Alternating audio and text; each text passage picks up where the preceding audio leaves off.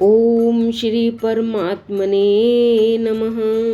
गीता का 13वां अध्याय। श्री कृष्ण भगवान फिर बोले, हे अर्जुन, यह शरीर क्षेत्र है ऐसे कहा जाता है, और जो इसको जानता है उसको क्षेत्रज्ञ ऐसा उनके तत्व को जानने वाले ज्ञानी जन कहते हैं। और हे अर्जुन, तू सब क्षेत्रों में क्षेत्रज्ञ अर्थात जीवात्मा भी मेरे को ही जान। और क्षेत्रज्ञ का अर्थात विकार सहित प्रकृति का और पुरुष का जो तत्व से जानना है वह ज्ञान है, ऐसा मेरा मत है। इसलिए वह क्षेत्र जो है और जैसा है तथा जिन विकारों वाला है और जिस कारण से जो हुआ है तथा वह क्षेत्रज्ञ भी जो है और जिस प्रभाव वाला है वह सब संक्षेप से मेरे से सुन। यह क्षेत्र और क्षेत्रज्ञ का तत्व ऋषियों द्वारा बहुत प्रकार से कहा गया है अर्थात समझाया गया है, और नाना प्रकार के वेद मंत्रों से विभाग पूर्वक कहा गया है तथा अच्छी प्रकार निश्चय किए हुए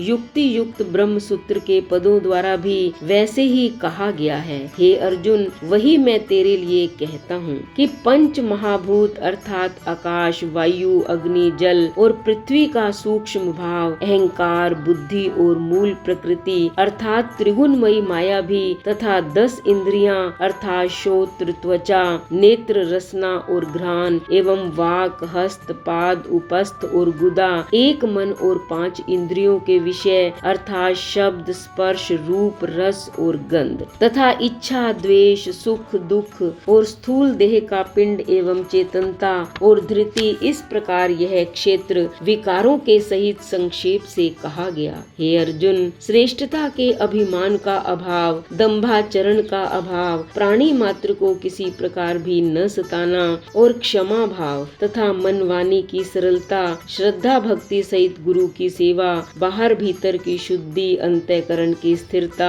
मन और इंद्रियों सहित शरीर का निग्रह, इस लोक और परलोक के संपूर्ण भोगों में आसक्ति का अभाव और अहंकार का भी अभाव एवं जन्म, मृत्यु, जरा और रोग आदि में सुख दुखों का बारंबार विचार करना, पुत्र, स्त्री, घर और धनादि में आसक्ति का अभाव और ममता का न होना तथा प्रिय अप्रिय की प्राप्ति में सदा ही चित्त का सम रहना अर्थात मन के अनुकूल तथा प्रतिकूल के प्राप्त होने पर हर्ष शोकादि विकारों का न होना, मुझ परमेश्वर में एक ही भाव से स्थिति रूप ध्यान योग के द्वारा अव्यभिचारिणी भक्ति तथा एकांत और शुद्ध देश में रहने का स्वभाव और विषयासक्त मनुष्यों के समुदाय में प्रेम का न होना तथा अध्यात्म ज्ञान में नित्य स्थिति और तत्व ज्ञान के अर्थ रूप परमात्मा को सर्वत्र देखना, यह सब तो ज्ञान है, और जो इससे विपरीत है वह अज्ञान है, ऐसे कहा गया है।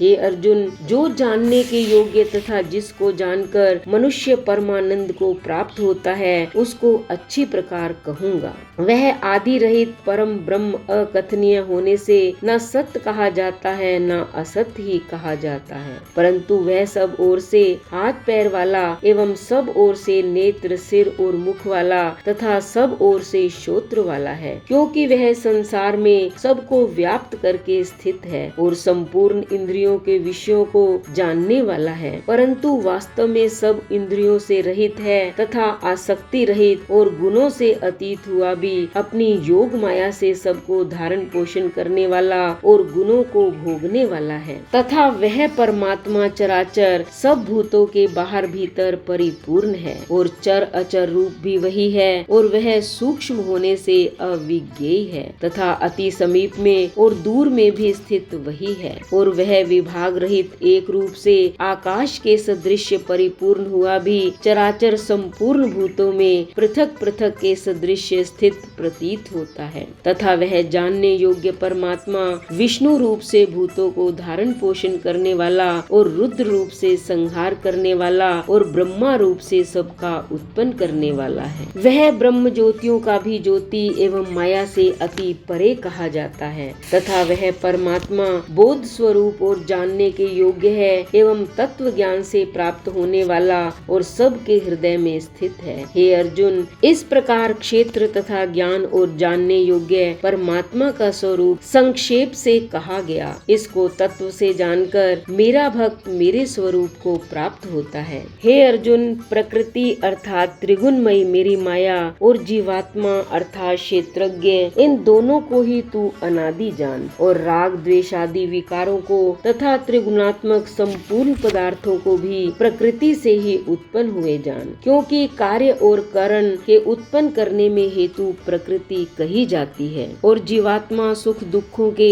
भोक्तापन में अर्थात भोगने में हेतु कहा जाता है। परंतु प्रकृति में स्थित हुआ ही पुरुष प्रकृति से उत्पन्न हुए त्रिगुणात्मक सब पदार्थों को भोगता है और इन गुणों का संग ही इस जीवात्मा के अच्छी बुरी योनियों में जन्म लेने में कारण है। वास्तव में तो यह पुरुष इस देह में स्थित हुआ भी पर अर्थात त्रिगुणमयी माया से सर्वथा अतीत ही है। केवल साक्षी होने से, उपद्रष्टा और यथार्थ सम्मति देने वाला होने से, अनुमंता एवं सबको धारण करने वाला होने से, भर्ता जीव रूप से भोक्ता तथा ब्रह्मादिकों का भी स्वामी होने से, महेश्वर और शुद्ध सच्चिदानंद घन होने से परमात्मा ऐसे कहा गया है। इस प्रकार पुरुष को और गुणों के सहित प्रकृति को जो मनुष्य तत्व से जानता है वह सब प्रकार से बरतता हुआ भी फिर नहीं जन्मता है अर्थात पुनर्जन्म को नहीं प्राप्त होता है। हे अर्जुन, उस परम पुरुष परमात्मा को कितने ही मनुष्य तो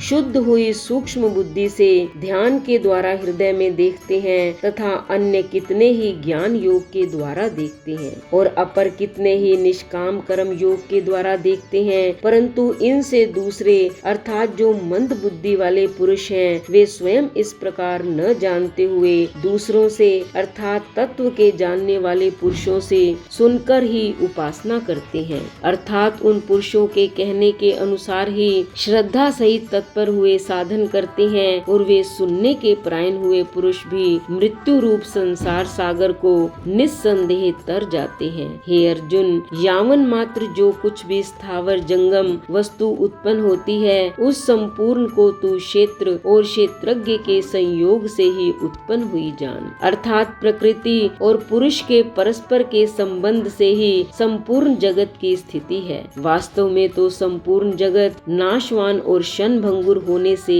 अनित्य है। इस प्रकार जानकर जो पुरुष नष्ट होते हुए सब चराचर भूतों में नाश रहित परमेश्वर को संभाव से स्थित देखता है वही देखता है, क्योंकि वह पुरुष सब में संभाव से स्थित हुए परमेश्वर को समान देखता हुआ अपने द्वारा आपको नष्ट नहीं करता है अर्थात शरीर का नाश होने से अपने आत्मा का नाश नहीं मानता है। इससे वह परम गति को प्राप्त होता है और जो पुरुष संपूर्ण कर्मों को सब प्रकार से प्रकृति से ही किए हुए देखता है अर्थात इस बात को तत्व से समझ लेता है कि प्रकृति से उत्पन्न हुए संपूर्ण गुण ही गुणों में बरतते हैं तथा आत्मा को अकर्ता देखता है वही देखता है। और यह पुरुष जिस काल में भूतों के न्यारे न्यारे भाव को एक परमात्मा के संकल्प के आधार स्थित देखता है तथा उस परमात्मा के संकल्प से ही संपूर्ण भूतों का विस्तार देखता है, उस काल में सच्चिदानंद घन ब्रह्म को प्राप्त होता है।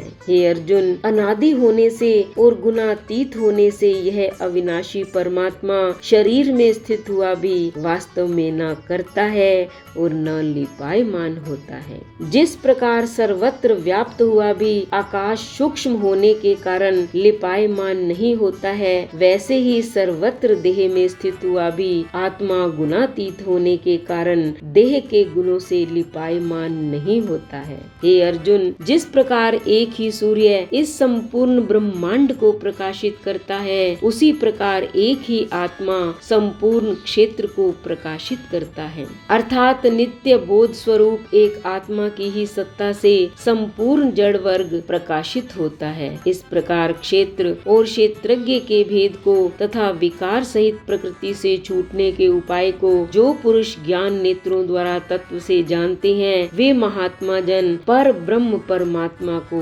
प्राप्त होते हैं। इति श्रीमद् भगवत गीता रूपी उपनिषद एवं ब्रह्म विद्या तथा योग शास्त्र विषयक श्री कृष्ण और अर्जुन के संवाद में क्षेत्र क्षेत्रज्ञ विभाग योग नामक 13वां अध्याय समाप्तम।